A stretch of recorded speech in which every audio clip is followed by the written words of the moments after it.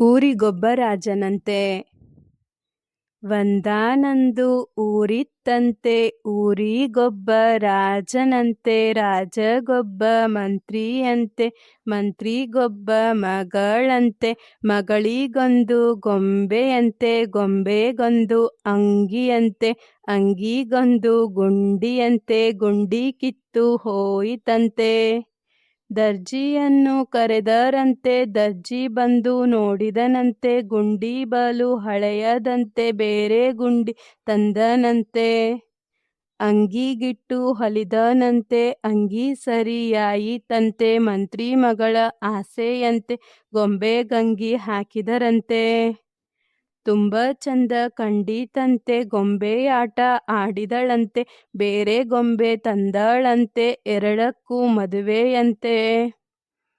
ಊರಿನ ರಾಜ ಬರುವನಂತೆ, ನಿಂತು ಮದುವೆ ಮಾಡುವನಂತೆ. ನಾನು ನೀನು ಹೋಗೋಣಂತೆ, ಮದುವೆ ನೋಡಿ ಬರೋಣಂತೆ. ಕೇಳಿದ ಪದಗಳು, ಇವುಗಳನ್ನು ಗಟ್ಟಿಯಾಗಿ ಓದಿ. ಒಂದಾನೊಂದು, ಊರು, ಒಬ್ಬ, ರಾಜ, ಮಂತ್ರಿ, ಮಗಳು, ಗೊಂಬೆ, ಅಂಗಿ, ಗುಂಡಿ, ಕಿತ್ತು, ಹೋಗು, ದರ್ಜಿ, ಕರೆ, ನೋಡು, ಹಳೆಯದು, ತಂದೆ, ಹೊಲಿ, ಆಸೆ, ಹಾಕು, ತುಂಬ, ಚಂದ, ಆಟ, ಮದುವೆ, ನಿಲ್ಲು, ಹೋಗೋಣ. ಪದಗಳ ಅರ್ಥ: ರಾಜ, ಅರಸ, ದರ್ಜಿ, ಬಟ್ಟೆ ಹೊಲಿಯುವವ, ಚಂದ, ಅಂದ, ಸೊಗಸು, ಚೆಲುವು. ಮಂತ್ರಿ, ರಾಜನ ಸಲಹೆಗಾರ.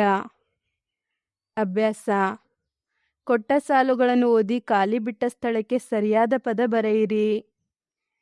ರಾಜಗೊಬ್ಬ ಮಂತ್ರಿಯಂತೆ, ಮಂತ್ರಿಗೊಬ್ಬ ಮಗಳಂತೆ. ಮಗಳಿಗೊಂದು ಗೊಂಬೆಯಂತೆ, ಗೊಂಬೆಗೊಂದು ಅಂಗಿಯಂತೆ. ಗುಂಡಿ ಬಲು ಹಳೆಯದಂತೆ, ಬೇರೆ ಗುಂಡಿ ತಂದನಂತೆ. ಈ ಪದ್ಯ ಭಾಗದ ಮುಂದಿನ ಸಾಲುಗಳನ್ನು ಹೇಳಿರಿ. ದರ್ಜಿಯನ್ನು ಕರೆದರಂತೆ, ದರ್ಜಿ ಬಂದು ನೋಡಿದನಂತೆ. ಅಂಗಿಗಿಟ್ಟು ಹೊಲಿದನಂತೆ, ಅಂಗಿ ಸರಿಯಾಯಿತಂತೆ. ನಾನು ನೀನು ಹೋಗೋಣಂತೆ, ಮದುವೆ ನೋಡಿ ಬರೋಣಂತೆ. ಹೊಂದಿಸಿ ಬರೆ. ಊರಿಗೊಬ್ಬ ರಾಜನಂತೆ, ಗುಂಡಿ ಬಲು ಹಳೆಯದಂತೆ, ಮಂತ್ರಿ ಮಗಳ ಆಸೆಯಂತೆ, ಊರಿನ ರಾಜ ಬರುವನಂತೆ. ಚಟುವಟಿಕೆ: ಈ ಅಕ್ಷರಗಳನ್ನು ಸರಿಯಾಗಿ ಉಚ್ಚರಿಸು. ಆ, ಈ, ಎ, ಓ, ಔ, ಖ, ಘ, ಝ, ಛ, ಜ, ಫ, ಬ, ಲ, ಮ, ಳ, ಹ. ಈ ಪದಗಳನ್ನು ಸರಿಯಾಗಿ ಉಚ್ಚರಿಸು.